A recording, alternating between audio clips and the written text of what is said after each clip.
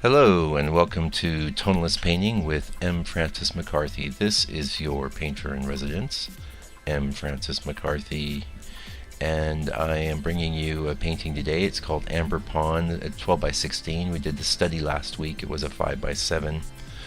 And this is completed very recently. I think I completed it last month. Probably the 5 by 7 was maybe a little before then, and this is some of the things I was working on while I was in the process of dealing with the museum show I had, and so not the most productive time I've had, but I'm quite happy with the paintings I got done at that time, and I'm super happy with this painting. And the reason it's called Amber Pond is because I'd set out from the first to do something that was cast solidly into this yellow zone, and I think I succeeded at that. And what really socked it home, what really pulled everything together was all the colors were keyed off of yellow from the first, but when I got into the second pass, I hit it with a good solid glaze of transparent earth yellow, tinged with a bit of permanent orange to kind of counteract the greenish aspects. And then I left it in the sky. I left it alone. There's a lot of times I was tempted to go over the sky. A lot of times I'll try I won't try. I will just play things up, and by dry brushing, say a lighter white, a whitish yellow over the top or something. But here, I wanted it to have that resonance of the yellow tint and the depth, and I'm very happy with the way it turned out. And this is something I've been working towards for a while. It's kind of a similar approach to what I've done in my I think I put it up on the channel not that long ago. It was Golden Hillside or something like that, but that was all in more fiery reds and oranges, where this is more in ambers and has a tilt towards a green, but it's a resonant green with a bit of a reddish undertone. So you got to be careful when you're in the yellows. A lot of, and I've said this before, and I've said almost everything I say here before, but a lot of times it's helpful, I think, to think of yellow as a green, because if you don't, you'll find that you have a very greenish painting, and you need to counteract some of the greenish properties of pigments. And that's one of the main reasons I would say that I have the permanent orange from Gamblin on my palette. It's not a very strong color, but it's quite effective at, I can add it to a mixture and counteract a certain green cast, and it's super handy for that. And if it was more powerful, that wouldn't be good. Well, I guess I'd have to add even less, but as it stands. The other thing, speaking of permanent orange from Gamblin, really like to take, say I have an existing green mixture I'm doing some foliage with, and I can slam in some of that permanent orange and get into a lighter green tone that's not too green, and that works real well too. Anyway, I think I stated last week, this is based on a scene photo I took on my way out of England as we were leaving. We took some detours.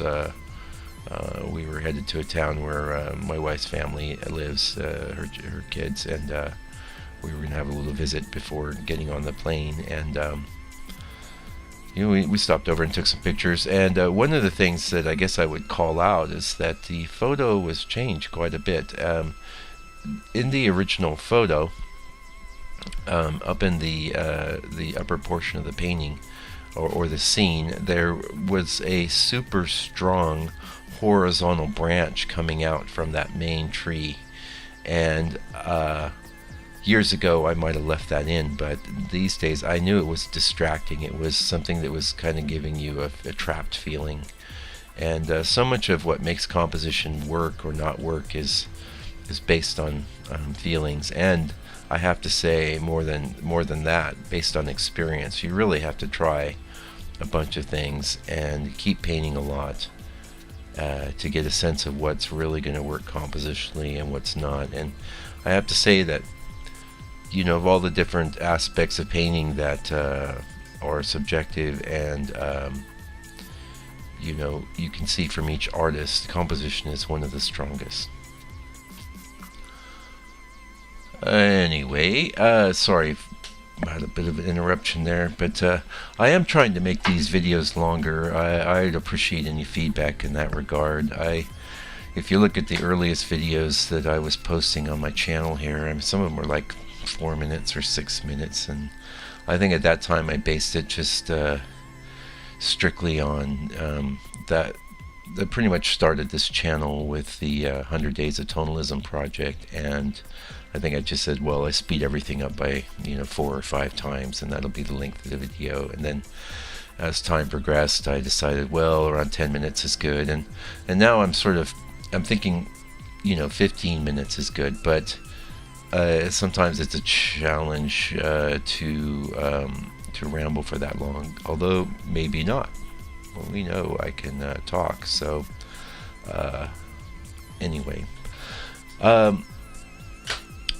I've done this amber gold, actually I've done the gold thing. This is the first time I've done the amber thing, and I did it on another painting this is a successful painting I did last month, same time as this painting, and that's a successful painting. It's not as good though, I'm not as thrilled with it, and for that reason I probably won't make it onto the channel, although I'd be happy to sell it to somebody or something. But I've done it's pretty easy to do these kind of keyed paintings off of yellow, especially yellow, I would say, and yellow gold into yellow green. That can be 2 different casts that you can throw, and it's really a hallmark of tonalism to do that sort of thing, and I haven't done it that often. I've also done, say, paintings where everything is toned or cast into a blue area, or a bit of a violet area, but one thing I'd like to try is, if you dig around, there's a study I did recently in the 25 Days of Tonalism Volume 2 of a Burge Harrison painting, where he's thrown everything into this sort of reddish cast that is just awesome. I know when I had that study up in my drawing area in my studio, a lot of people were commenting on it and how nice it was, and it had a great composition, of course, which as I just finished saying, it's a subjective process, learning to be good at composition. There's really no shortcut. There's a lot of books on it, I will say. I have an awesome book from Edgar Payne. I remember that name, and it's a really good book. I highly recommend people pick it up. Edgar Payne on composition. Although I have to say that you could look at this book and then do some it might help you. Really, it might help you, but it might not, because you have to develop the eyes of your own to see the problems with composition. It's really, maybe if you have a teacher or something, he could look over your shoulder and point out some issues, but really you need to just do. This is why I say do a lot of paintings, because I don't really know of any other way to learn that. You have to make the mistakes, and then you have to do enough paintings where you're able to see the mistakes, because there can be real compositional issues with a painting, but you might not be aware of them. You might just have some niggling sense that it could be better, or you really don't know. It's just part of the titanic struggle that is landscape painting, and a lot of people think it'll be easier because, heck, if you draw a tree a little different, no one's going to care or know. But if you draw a human form or paint a human form and it's incorrect, one arm's longer than the other, or one eye is higher than the next, everyone's going to know it. Everyone's going to see that. But there's a lot of ways to go wrong with landscape painting, I guess is what I would say. And there's when you can go right, it's awesome. One of the things I think in this particular painting we're looking at that really is nice, you see I just painted in that kind of light green area, which is really kind of stands out and looks really neat, and especially against the toned down path, and the other areas are a bit more muted. And I like to try and do that where I have areas where there's a bit more chroma.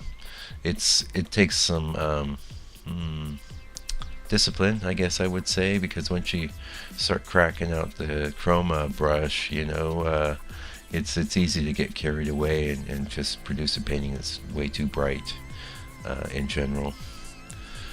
Anyway, I mentioned yesterday I'm making some moves online right now. Nothing specific to impart to you, but I know these videos make their way into the future. So hopefully in the future I will have some good sources where people can buy my paintings, especially the studies. That's the thing I really want to focus on putting out there online, because I'm happy to sell those at an affordable rate, and it's nothing like an original painting, even if it's a small original painting. And I have I sell a lot of studies here in New Zealand, but I still have quite a lot of studies too, because one of the main reasons is that, like right now I'm working on, oh my god, I think it's like I've got 21 different images that I'm going to be setting out to do small paintings of, and that's going to range in size from 3 by 3 inches on up through